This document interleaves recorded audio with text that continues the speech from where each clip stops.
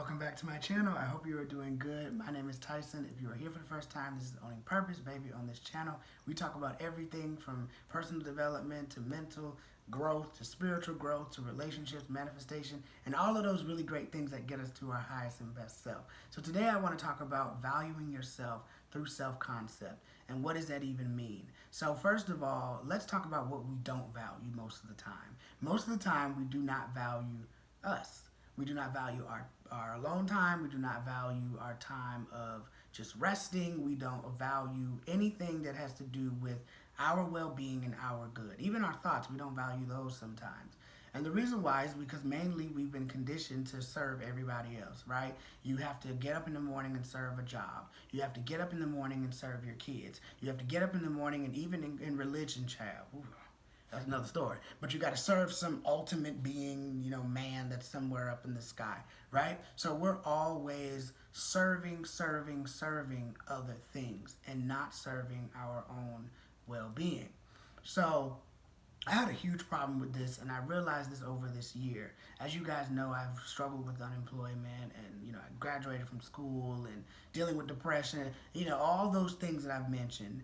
And in the midst of that, understanding and actually grieving, breaking away from the fact that I actually don't have to work very hard to get the things that I want in my life. That doesn't mean that I don't put in the work and I don't take action. It just means that I make a valuable decision to work on myself every day as best as I can. So whether this is like mirror work, speaking affirmations to myself, whether this is just, making sure that I am good, yoga, stretching, working out, whatever, it's all a process. Because part of the problem of why we are like, I'm trying to manifest a home or trying to manifest marriage, or, I want a partner, or I want a career shift, or whatever it is, no matter what we really care about, a lot of the times we are not surrendering. We're not really leaving room for the infinite intelligence, or whatever you want to call God, source, Allah, whatever.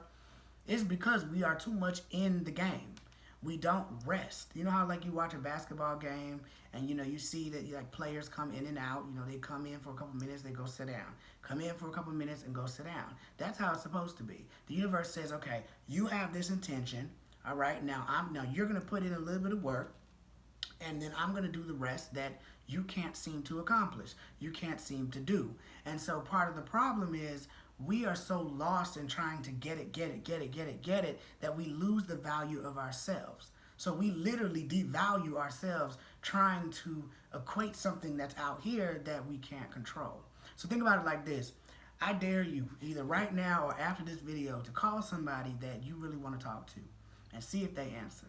And if they don't answer, or text them. If they don't answer, that is proof to you. If they don't answer right away, right? Or if they don't call you within the next 5-10 minutes, but especially if they don't answer you right away, really? That means you have no control, right? So control just means we're trying to direct events. We're trying to direct outcomes. We're trying to, make all these direct, notions of where we want life to go. And one thing I had a problem with is because of me dealing with this year and dealing with unemployment and dealing with all that stuff that's been happening, my career is like my baby to me. And a lot of the times when I've been very assertive about something, it's like, boom, bam, that's what I want, and it is what it is. A lot of the things that I had to learn as of recently is that I'm actually not in control as much as I think that I am. I can't direct the events as much as I think that I do. And it's not a bad thing. It just means that you need to focus more on what you want. Focus more on how you feel. Like, Tyson, how are you talking to yourself each day? I had to ask myself this in the mirror, so I challenge you to do the same.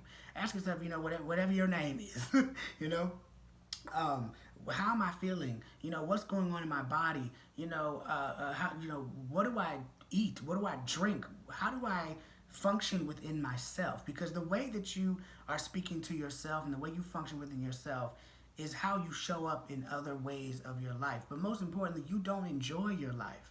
I literally put a pedestal on career, on people, on knickknacks and little material things. And while I like my stuff, I don't feel like it is me. I don't feel like it is my life anymore. I feel like it used to be my life, but I feel like when you allow yourself to be held up and you have no self-concept of who you are, right? Your self-concept is not around your work and your job, okay? Or it's not around how much money you have, or it's not around what home you're in, or what car you drive, or what knickknacks you have. Your self-value is simply you being a human, and the universe has been so gracious and blessful that it allowed you to be here. It allowed you to experience this life when you could have been a damn frog, you could have been a dog, you could have been a damn cat, you could have been anything, okay? You could have been a damn ant, okay? And so the fact that you are here is more than enough. The fact that you have infinite intelligence in you, the fact that you have a source knowing being that can give you whatever you desire and whatever you like, that is more than enough. And even if you don't know what I mean by infinite intelligence or source being, I would suggest looking up maybe spiritual awakening if you feel like you're going through that. But I feel like at the end of the day, it is a spiritual journey that you find and you discover for yourself. So I can't tell you what words or what your spiritual experience is going to be like. But for me, I definitely, would get down and I would get, depressed and I would get really, really low because I'm like, I don't have a job, all these things. I'm not moved out the house yet, all this stuff. And I've realized, wait a damn minute. None of that really inherently matters.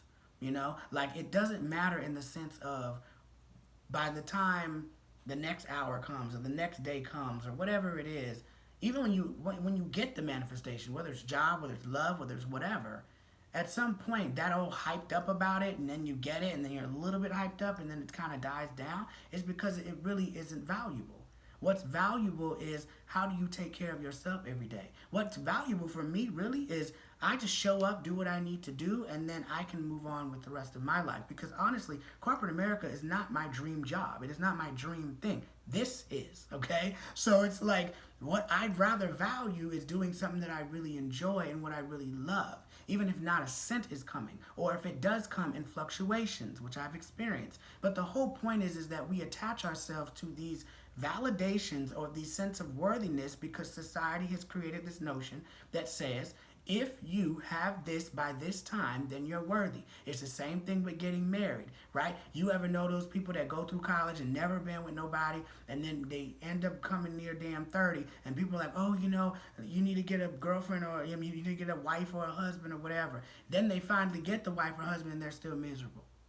Or if they haven't gotten married or haven't graduated by a certain time or haven't done these things, they dumb themselves down because they feel like I'm not worthy. So I'm here to tell you is that you are worthy and you are valuable. Now, how do you start doing all of this shit? You can't just, start saying it. You got to work through your subconscious mind. All of us have had and still work through some limiting beliefs that do not serve us. So if it's a limiting belief of I don't deserve love or I don't deserve money or money's hard to get or I got to work really hard to, have friends or, I can never travel because I'm always short, whatever it is, work through those things. And once you start working through those things, you can start looking in the mirror. I would even look in the mirror as you're going through these limiting beliefs. And I would say, okay, what is a limiting belief that I have about this? If something that comes up, with you that you're struggling with. So let's say you can't receive a lover or it's hard for you to make friends. Maybe it's, what is a limiting belief around friends? You'll have some thoughts that come up that kind of make you want to shut them down. Just let them flow through you. But talk to yourself in the mirror if that's what works, if that's what comforts me. Or you can even make a video on TikTok and put it in your drafts, just explaining to yourself and giving yourself a video diary. But at the end of the day, it's very important that we speak good things to ourselves because how we speak to ourselves is how we show up out in the world. And one of the things I had to work through with getting agitated with people and things and stuff like that was when I'm overwhelmed by social media, when I'm overwhelmed by being on my phone and stuff, I value myself that much where I put my phone literally on airplane mode for an hour just to take time for myself. So even if folks get mad, oh, I called you, okay, that's fine. I took out some time for myself because I want to be able to come back and I want to be able to do and feel good. What I started doing was, I've always been doing this, but setting up a different routine for me every morning. So sometimes I read. I always stretch and I always pray, but I read or I do my divinations because I'm not, religious when people talk about prayer, but it doesn't really matter. So I do my prayers, I do my divinations, I read my books, and I do all of that stuff. Brush my teeth, wash my face, take care of myself, do what is best for me. Previously, I wasn't doing that, but I realized that you are your first priority.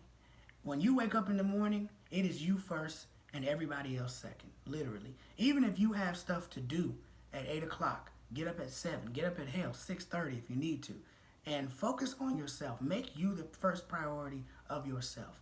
Put your headphones in if you need to. But this whole process of self-validating yourself, giving yourself affirmations saying, I am worthy of this. I may not even understand why this feeling doesn't even feel real right now, but I know that I'm deserving of X, Y, and Z. So one of the things I had to really get over, and I'm still working through, is understanding that I am worthy of running a digital business. I am worthy of creating a career where I help and serve people online and in person. That was one thing that I'm still working through now. Now, the fear behind that, or the limiting belief behind that, was, oh, I would have to obviously have something like, I guess, in my own name, and, there'd be all these responsibilities and all this other stuff, and I'd have to pay people or whatever. And it doesn't even have to be that big of a deal, because, again, your thoughts are trying to figure out something that you ultimately don't really know. It's just your ego trying to keep you safe. So once you break out of that and understand that overthinking is just a thought, continue to be repeated over and over and over again, and that you can actually change that thought because you have the power to do that,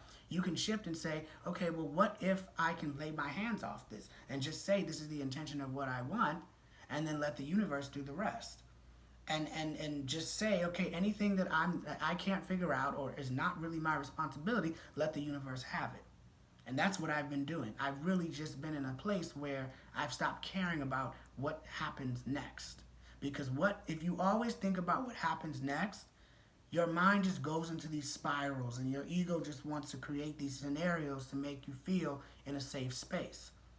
And so the way that we get out of this, rat race is we continue to work on our subconscious, because that's where our beliefs mainly are. We continue to work on self-value. How do we see ourselves?